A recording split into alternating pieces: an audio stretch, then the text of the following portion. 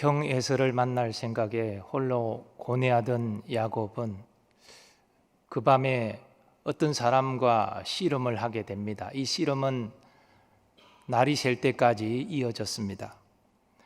그런데 야곱은 격렬하게 씨름하는 중에 자기가 상대하고 있는 이가 평범한 사람이 아니라 하나님이심을 깨닫게 됩니다. 그리고 그 주님을 붙잡고 내게 축복해 주지 아니하면 가게 하지 않겠다라고 그렇게 간절히 이야기합니다. 우리는 야곱이 이렇게 해서 주님의 축복을 받은 사실을 이미 확인했습니다. 야곱은 또 기대하지 않았던 이스라엘이라는 그 놀라운 이름도 받게 되었습니다. 그리고 날이 새어 가족과 합류한 야곱은 장정만 400명을 이끌고 나아오는 형 에서를 보게 됩니다. 그런데 브니엘 체험으로 담대해진 야곱은 가족들 앞서서 에서를 영접하고 있습니다. 에서에게 나아가면서 7번 몸을 땅에 굽힙니다. 이렇게 몸을 땅에 7번 굽히는 자세는 왕을 맞이할 때나 또는 점령자들에게 예의를 갖출 때 행하던 것이었습니다. 그런데 야곱은 위선이나 또는 비굴한 마음으로 이렇게 고개를 숙이고 있는 것이 아닙니다. 지난날 자신의 잘못을 뉘우치고 형에게 화해를 간구하는 의미로 그렇게 몸을 굽히고 있습니다. 하지만 이렇게 행하면서도 야곱의 마음 한켠에서는 여전히 불안한 마음이 있었을 것입니다. 이것은 자식들을 그의 뒤에 두는 순서를 보아도 알 수 있습니다. 여종의 자식들은 자기 바로 뒤에 두고 레아의 자식들은 그 뒤, 마지막 라헬과 요셉은 마지막 끝에 둔 것은 혹시나 닥칠 불상사에 대비하기 위한 그런 조치였습니다. 그런데 놀라운 일이 일어났습니다. 에서가 달려와서 그를 맞이하여 안고 목을 어긋맞추어 그와 입 맞추고 서로 우니라. 형 에서가 야곱을 보고 달려왔습니다. 무슨 적의를 품고 해하기 위하여 달려온 것이 아닙니다. 오랜만에 동생을 보고 너무나 반가워서 기뻐서 그러했던 것입니다. 에서는 야곱의 목을 어긋맞추어 안습니다. 그리고 입에 입 맞추고 웁니다.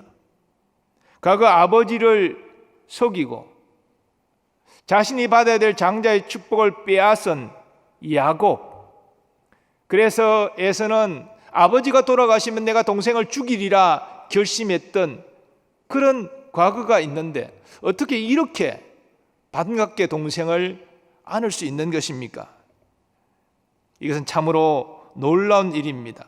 그래서 야곱도 같이 안고 울었습니다.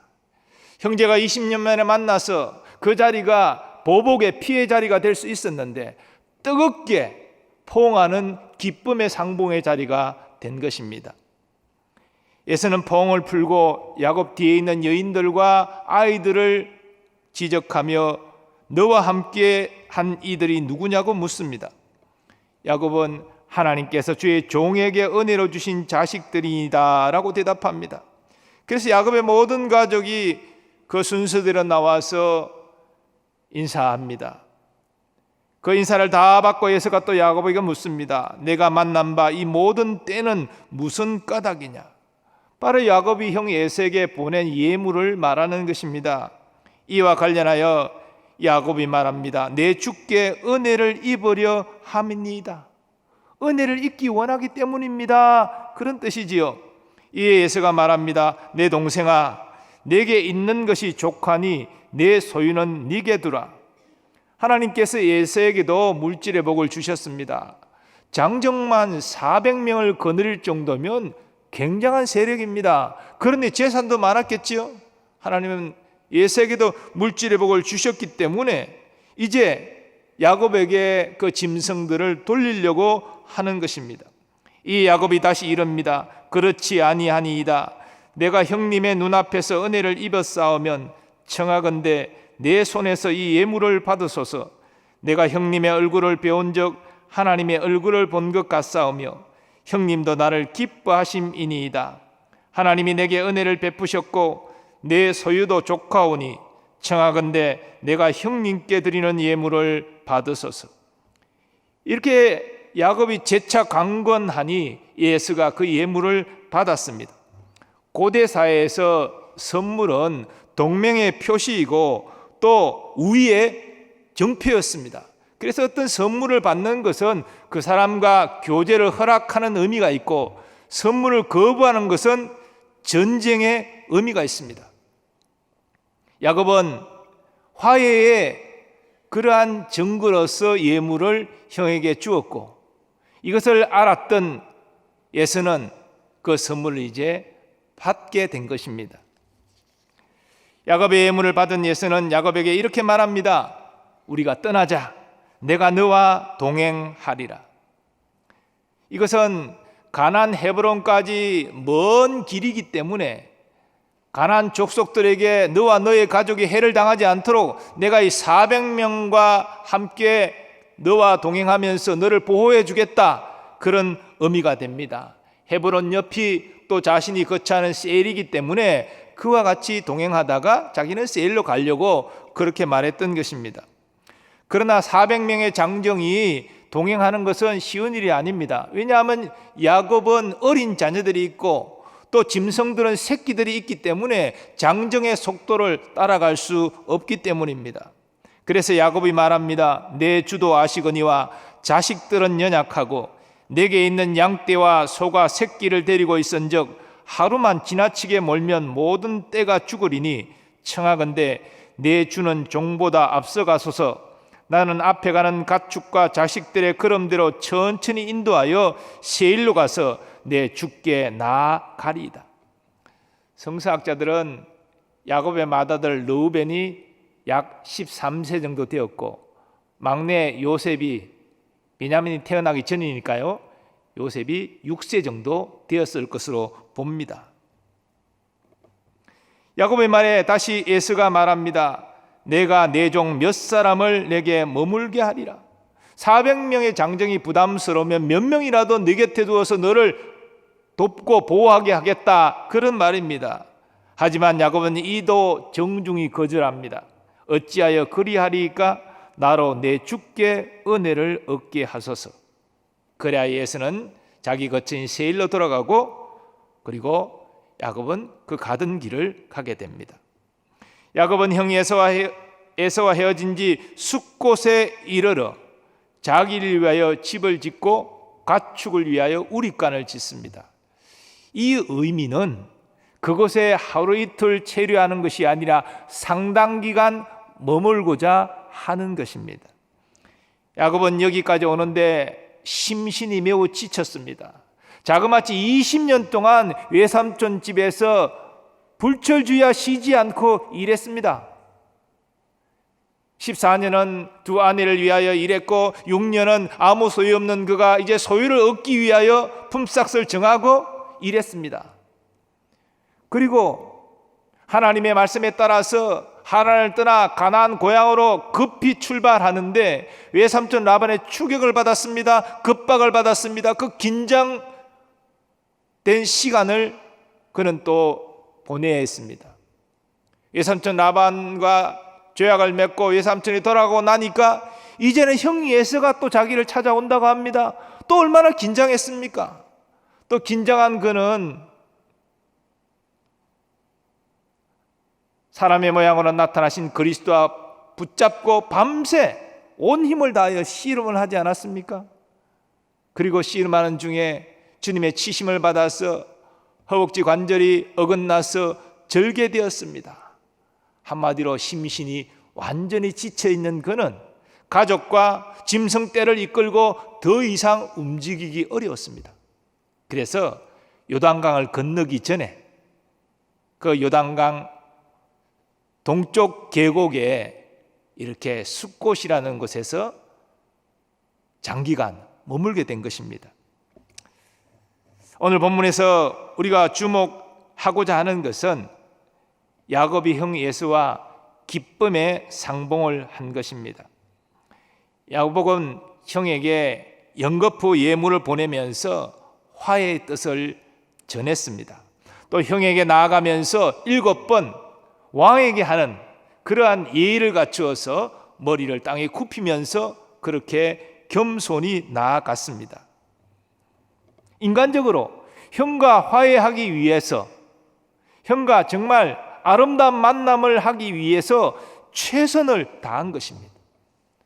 그런데 에서의 마음이 눅눅듯 녹고 마음이 부드러워진 것은 야곱이 보낸 예물 때문이 아닙니다. 야곱이 겸손한 자세로 몸을 굽히며 나아왔기 때문이 아닙니다. 두 사람이 아주 감격적인 만남을 이루게 된 것, 형 에서의 마음이 부드러워진 것, 그것은 하나님의 은혜가 임했기 때문입니다. 여기서 우리가 어려운 문제를 만날 때에 인간적인 방법으로 문제를 해결하기 위하여 애쓰기보다 그 전에 먼저 하나님의 은혜를 구해야 되고 하나님의 은혜를 받아야 된다는 사실을 깨닫게 됩니다. 하나님의 은혜가 없었다면 야곱의 인간적인 그 모든 노력은 그저 수포로 끝났을 것입니다. 그러나 하나님의 은혜가 있었기 때문에 그 모든 노력이 결과적으로 좋은 결과를 초래했던 것입니다. 야곱은 주님과의 씨름에서 주님의 치심으로 허벅지 관절이 어긋나 절었습니다. 하지만 그 고통 가운데서도 주님을 붙잡고 축복을 소원한 야곱은 주님의 축복을 받았습니다. 그 축복을 받은 야곱은 마음이 하나님께서 날 도우신다, 이러한 믿음이 생기고 담대해졌습니다. 그래서 두 아내와 여종과 11아들 앞에서 나아가 에서를 맞이한 것입니다. 이것은 과거에는 생각할 수 없었던 놀라운 변화입니다. 하나님께서 은혜를 베풀어 주셔서 야곱에게 그런 마음을 주신 것입니다. 야곱의 변화된 모습은 그것이 전부가 아닙니다. 과거 야곱은 형 에서를 경쟁관계로 생각했습니다. 쌍둥이지 않습니까? 그러니까 무엇이든지 자기는 형을 앞서야 되고 이겨야 된다. 그래서 장자권도 팥죽 한 그릇에 강탈하다시피 자기 것으로 만들었고, 또 어머니 리브가의 제안이지만 형이 받아야 될 아버지의 축복 기도를 자기가 아버지를 속여 대신 받는 이런 일을 저질렀습니다. 어쨌든지 형을 이겨야 된다. 그것이 그의 인생이었습니다. 그런데 그의 잘못된 행동 때문에 형의 분노를 사게 되고 자신의 생명을 유지하기 위하여 먼 하란으로 도망갔습니다. 20년을 지내야 했습니다. 하지만 20년이 지났지만 가나안으로 돌아가는 야곱은 형이 여전히 두려웠습니다. 그 보복이 두려워서 근심했습니다. 하지만 하나님께서 은혜를 주시니 더 이상 형은 경쟁 상대가 아니었습니다. 두려움의 대상도 아니었습니다. 그래서 담대히 형 앞으로 나아갈 수 있는 것입니다. 그리고 진심으로 머리를 숙일 수 있는 것입니다. 이제 야곱은 두려움 때문에 뇌물 성격의 예물을 형에게 주는 것이 아니라 정말 자신의 잘못을 인정하고 사죄하는 보상의 성격으로 예물을 주고 있습니다. 또 야곱은 에서에게 이렇게 말할 수 있었습니다. 내가 형님의 얼굴을 배운 적 하나님의 얼굴을 본 것 같사오며. 어떻게 에서의 얼굴을 보면서 하나님의 얼굴을 볼 수 있습니까? 그건 정말 가족이 형을 형으로서 사랑하는 마음으로 바라보았기 때문에 형의 얼굴에서 하나님의 얼굴을 보게 된 것입니다.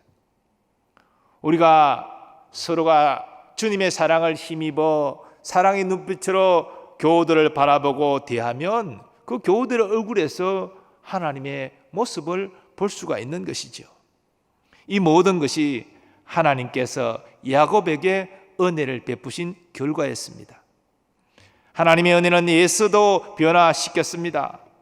에서가 400명이나 되는 사람들을 이끌고 야곱을 만나러 올 때 그 어떤 마음의 심경을 가지고 있었을까요?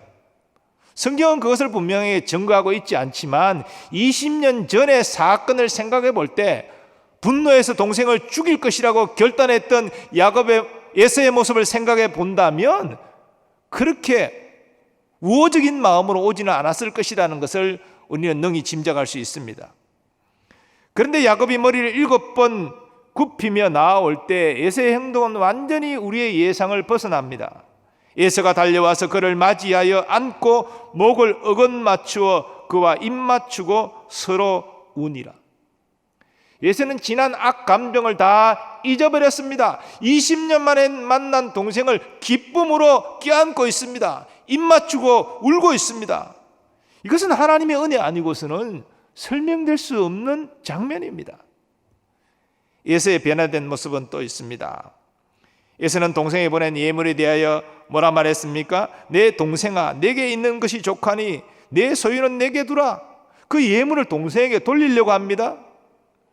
여러분 생각해 보십시오. 이삭이 장자의 축복 기도를 하는 내용 가운데는 물론 영적인 복이 가장 어뜸이지만 물질의 복도 포함되어 있습니다. 자기가 받아야 될 물질의 복을 동생이 받았습니다. 그러니 이 에서의 인생이라는 것은 더욱더 재물욕이 강했을 것입니다. 내가 비록 아버지의 축복은 받지 못했지만 나도 부자가 될 거야, 큰 세력을 이룰 거야. 얼마나 애쓰고 노력했으면 20년이 지난 시점에 장정만 400명을 이끄는 큰 세력을 이룬 것입니다. 아마 세일 지역에서는 최고의 세력을 가졌을 것입니다. 그런데 여러분, 본래 부자가 물질욕이 더 강한 법입니다. 부자는 뭐 많이 가졌으니까 더 물질에 대한 욕심이 없을 것 같습니까? 아닙니다. 부자가 더 욕심이 더 많습니다. 하지만 은혜를 받으니 그 짐승들을 550마리가 되는 이 많은 짐승들을 그대로 동생에게 돌려주려고 합니다. 이거 하나님께서 에서에게 은혜 주셨기 때문이죠.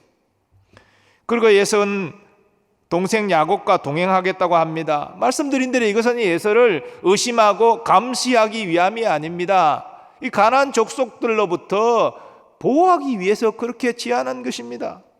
물론 에서의 제안을 야곱은 자기의 형편 때문에 어린 자녀들과 어린 짐승 새끼 떼가 있기 때문에 정중히 거절했지요.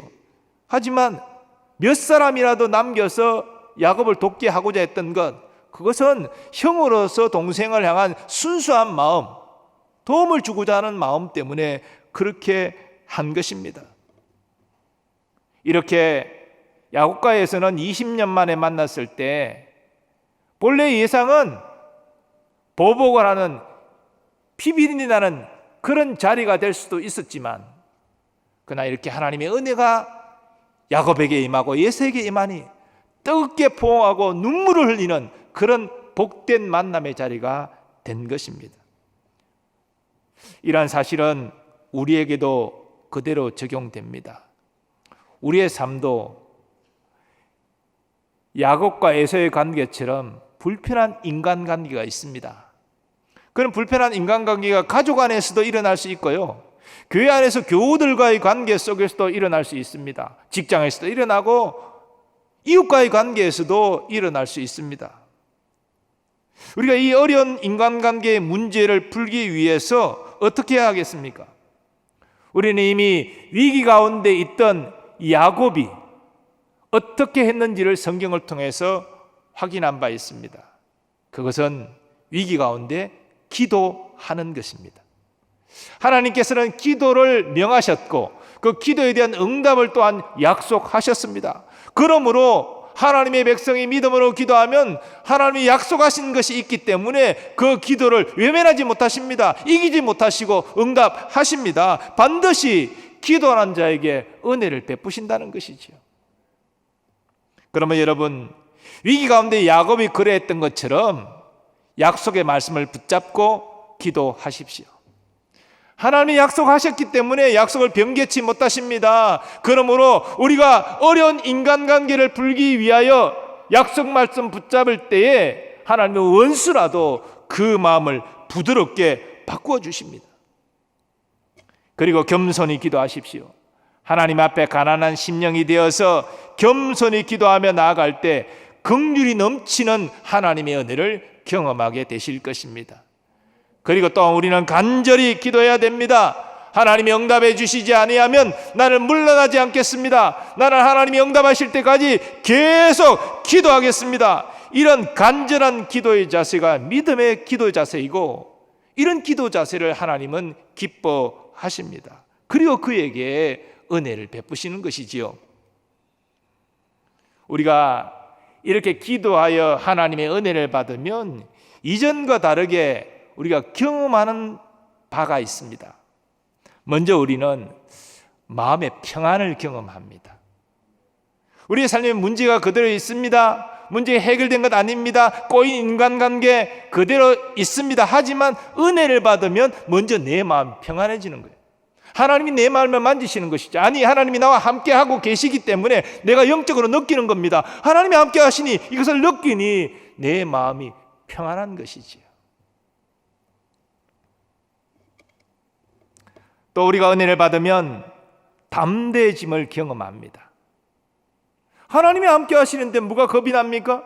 담대해지는 것이지요. 바로 야곱이 가족들 앞서서 형 에서를 맞이하며 나아갔던 것, 정말 담대함이 있었기 때문에 그와 같이 행할 수 있었던 것입니다. 우리도 은혜 받으면 담대해집니다. 다른 사람들이 그 불가능한 일이야, 그 어떻게 그런 문제를 해결할 수 있어?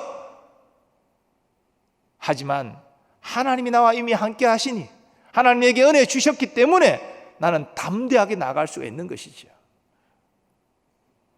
또 하나님이 은혜 주시면 지혜가 생깁니다. 위기를 헤쳐나갈 지혜 생깁니다. 매인 매듭을 풀 수 있는 지혜가 생깁니다. 사실 야곱이 에서를 맞이할 때에 몸을 땅에 7번 굽히며 나아간 것도 겸손한 표현이지만 지혜입니다. 자기가 형에게 잘못을 범했지 않습니까? 형을 고통스럽게 했잖아요. 20년이 지났지만 그렇기 때문에 당연히 사죄해야 되지 않습니까? 고개를 숙이며 나아가는 것, 그 지혜입니다. 사실 그러한 모습을 보면서 에서도 마음이 풀어졌을 것입니다. 형의 동생의 그런 모습을 보면서 불쌍히 여기고 측은히 여기는 마음이 들었을 것입니다. 지혜입니다. 하나님이 이렇게 우리에게 은혜 주실 때 우리는 평안과 담대함과 지혜가 생기는 것을 경험하게 됩니다. 자, 그런데 이렇게 하나님이 우리에게 은혜 주셨다고 바로 인간관계에 꼬인 문제가 다 풀리는 것이 아닙니다. 문제가 다 해결되는 거 아닙니다.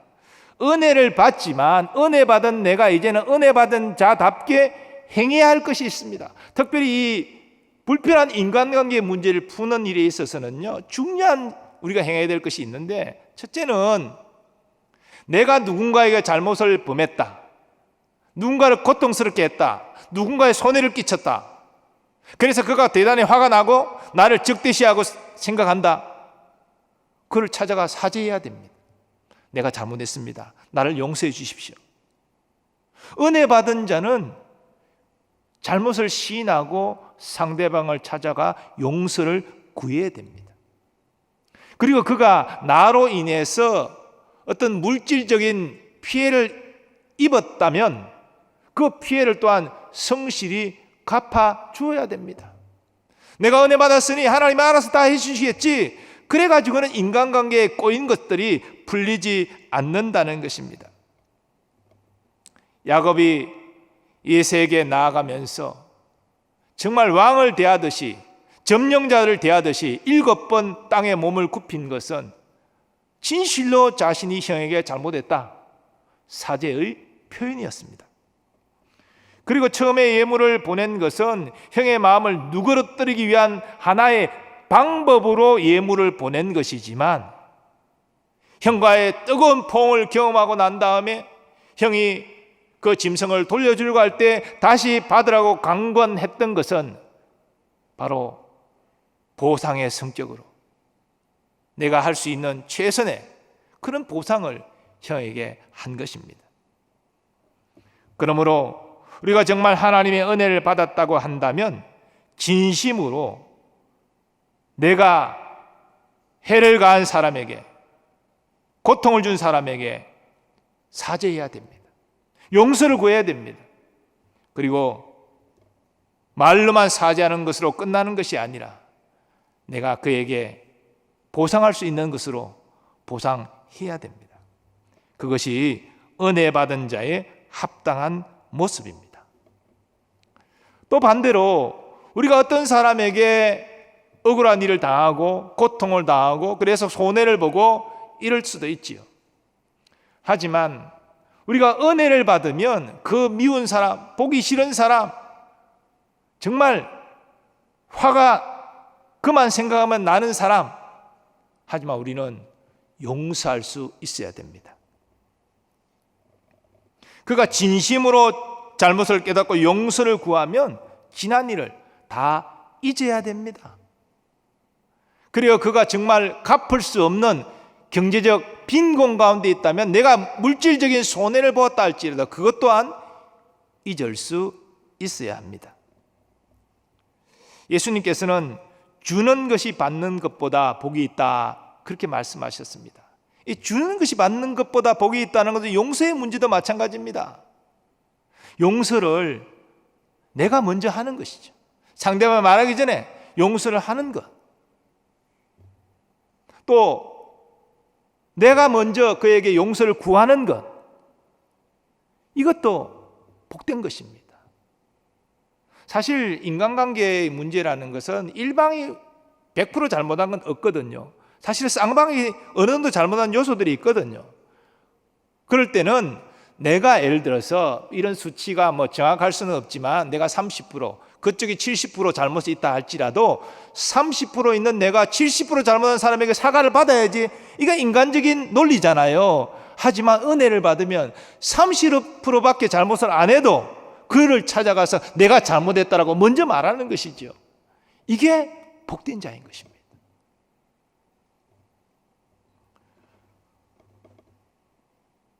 우리 주님은 화평케 하는 자가 복이 있다 말씀하시고 그런 자가 하나님의 아들로 일컬음 받는 복이 있다라고 말씀했습니다. 또 불안 상태에서 예배드리지 말고 불안 자와 만나 화해하고 다시 돌아와 예배를 드리라, 그런 예배를 하나님께서 기뻐 받으신다 말씀하셨습니다.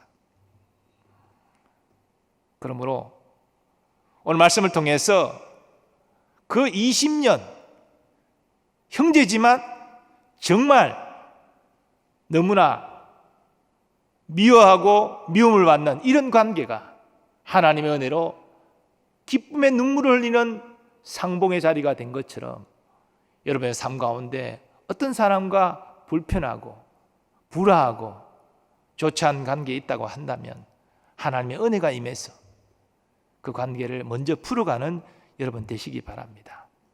쉬운 일은 아니에요. 왜냐하면 하나님의 은혜가 없이 인간적으로 하려고 그러면 이게 안 되는 거거든요. 하나님의 정말로 은혜가 임해야지만 이것은 할 수가 있는 것입니다. 힘들고 어려울 때 여러분 생각하십시오. 우리 하나님은 우리가 죄인 되었을 때 독생자를 보내셔서 십자가에서 우리 죄값 담당하여 죽이심으로 하나님의 사랑을 나타내셨습니다. 하나님은 우리가 하나님 앞에 먼저 하나님 내가 죄를 지었습니다, 나를 용서해 주세요 기다리지 않으셨습니다.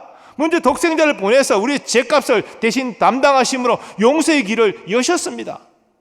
하나님 우리를 위해서 그렇게 행하신 것이에요. 그렇다면 우리의 이 땅 살아가면서 얽히고 설키는 불편한 인간관계, 그런 은혜와 용서와 사랑을 받았다면 내가 먼저 용서를 구하고 용서하고 화목한 관계로 풀어가야 마땅하지 않겠습니까? 그렇게 행하는 자가 주님은 복이 있는 자라고 말씀하고 계신 것입니다. 여러분도 불편한 사람과 화해의 기쁨을 누리시기를 바랍니다.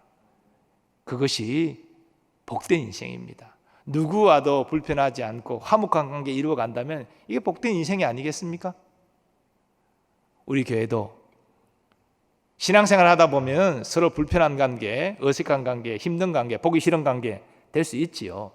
하지만 주님이 나를 어떻게 대하셨는지를 깊이 생각하면서 주님 앞에 엎드려 은혜를 구하시고 그 은혜 받아서 그 불편한 관계를 먼저 풀어가는 여러분 되시기 바랍니다. 그래서 우리 교회 공동체가 불화의 공동체가 아니라 화목한 공동체, 사랑으로 하나 되는 공동체 될 수 있기를 간절히 소원합니다. 아버지 하나님, 오늘 말씀을 통해서 야곱과 에서가 그 만남이 피해 보복의 자리가 아니라 서로 끌어안고 눈물을 흘리는 기쁨의 화해의 자리가 된 것을 하나님 알게 하시니 감사합니다. 그것이 하나님의 은혜로 말미암은 것임을 깨달을 때 주여, 우리의 삶의 여러 불편한 인간관계도 주님 앞에 기도할 때 주의 은혜를 힘입어 우리도 먼저 풀어가는 그런 하나님의 사람으로 살게 하여 주옵소서. 모든 관계를 한무한 관계로 바꾸시고 우리 노량진교회 공동체도 화목의 공동체로 주님 세워주시옵소서. 그리고 그 화목의 도구로 쓰임받는 우리 모두 되게 하여 주시옵소서. 예수님의 존귀하신 이름으로 기원하옵나이다. 아멘.